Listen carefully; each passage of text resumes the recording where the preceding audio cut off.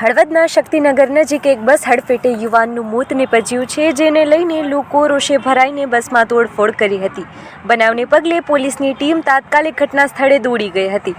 પ્રાપ્ત વિગતો અનુસાર હળવદના શક્તિનગર અને સુખપર ગામ વચ્ચે આજે સવારે પશુઓ પસાર થઈ રહ્યા હોય ત્યારે ખાનગી બસના ચાલકે બસને સાઈડમાંથી કાઢવા જતાં ત્યાં રોડ પર ઉભેલા 3 યુવાનોને હડફેટે લીધા હતા, જેમાં નિલેશભાઈ ઉર્ફે ખેંગારભાઈ રાજપૂતનું મોત નીપજ્યું હતું, જ્યારે રવિરાજ અને અનિલ નામના યુવાનને ઈજા પહોંચી હતી.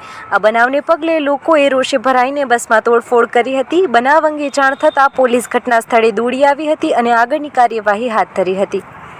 હળવદના શક્તિનગર નજીક એક બસ હડફેટે યુવાનનું મોત નીપજ્યું છે, જેને લઈને લોકો રોષે ભરાઈને બસમાં તોડફોડ કરી હતી. બનાવને પગલે પોલીસની ટીમ તાત્કાલિક ઘટના સ્થળે દોડી ગઈ હતી.